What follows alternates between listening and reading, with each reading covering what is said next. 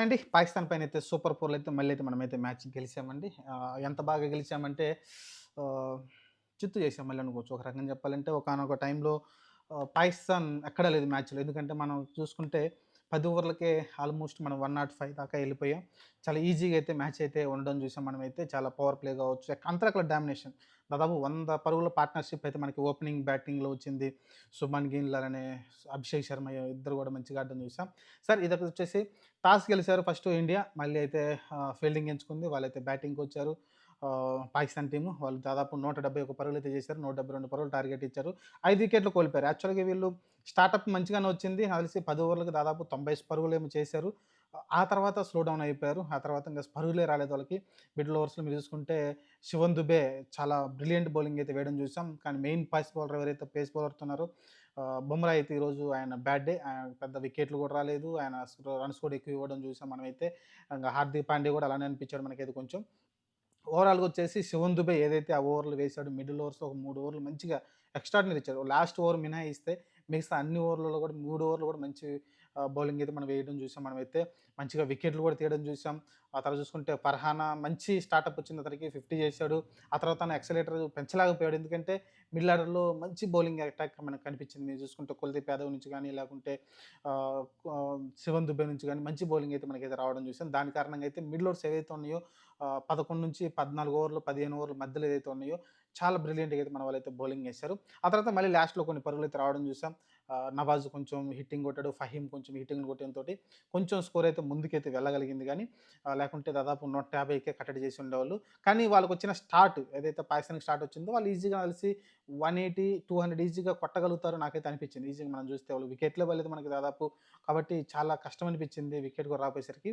ఆహ్, కానీ మన వాళ్ళైతే మిడిల్ ఓవర్స్ ఏదైతే ఉందో అక్కడైతే క్లియర్‌గా మన వాళ్ళైతే డామినేషన్ అయితే చూపించడం చూసాం మనమైతే. ఇంక చూసుకుంటే ఫఖర్ జమాన్ ఔట్ కాలేదని అయితే కొంతమంది చెప్తూ ఉన్నారు. పాకిస్తాన్ కొంతమంది మాజీ క్రికెటర్స్ అయితే దాని మీద కొంచెం వివాదం చేస్తున్నారు. సరే ఫైనల్‌గొచ్చేసి ఎంపైర్ నిర్ణయమే ఫైనల్ కాబట్టి అది పక్కన పెట్టేస్తే, మన వాళ్ళు మళ్ళీ బ్యాటింగ్‌కొచ్చారు. సెకండ్ ఇన్నింగ్స్‌లో ఎక్కడ కూడా తగలేదండి. మొదటి బాలే షాహీన్ అఫ్రిదిని అయితే ఒక బౌన్సర్ బాల్‌ని సిక్స్ కొట్టడం చూసాం. ఆ తర్వాత కంటిన్యూషన్‌గా 4లు వస్తూనే ఉన్నాయి. మీరు చూసుకుంటే మంచి క్లాసీ షాట్లు మన శుభ్‌మన్ గిల్ దగ్గర వస్తుంటే ఆహ్, చాలా బీభత్సం చేసేసాడు. ఒక పక్కన అభిషేక్ శర్మ. ఇద్దరు కూడా పోటాపోటీగా అయితే బౌండరీలు, సిక్స్‌లయితే కొట్టడం చూసాం. దాదాపు 5 సిక్స్‌లయితే అభిషేక్ శర్మ అయితే కొట్టడం చూసాం. భారీ భారీ సిక్స్‌లయితే రావడం చూసాం.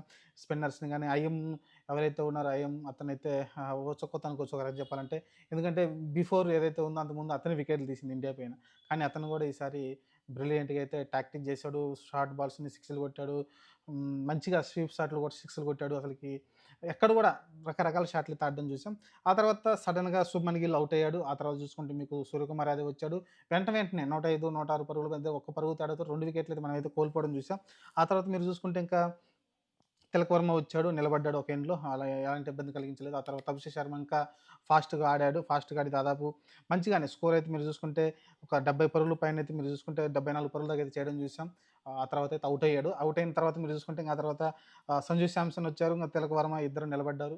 నిలబడి మ్యాచ్‌ని ముందుకు తీసుకెళ్లారు. ఆల్మోస్ట్ ఇంకా సంజు శాంసన్ ఔట్ అయ్యేసరికి మ్యాచ్ మన చేతుల్లో ఉండిపోయింది. క్లియర్‌గా మనం గెలిచే అవకాశం క్లియర్‌గా కనిపిస్తుంది కాబట్టి హార్దిక్ పాండ్యా వచ్చినా కూడా పెద్ద చేసిందేం లేదు. తిలక్ వర్మనే ఒక 2 సిక్స్‌లతోటి మ్యాచ్‌నైతే ముగించేసాడు. అతను కూడా మంచి డీసెంట్ స్కోర్ 30 పరుగులైతే చేయడం చూసాం. ఓవరాల్‌గా వచ్చేసి నిన్నటి మ్యాచ్‌లో ఆహ్, సేమ్ మళ్ళీ ఇండియన్‌దే డామినేషన్ అయితే క్లియర్‌గా కనిపించింది.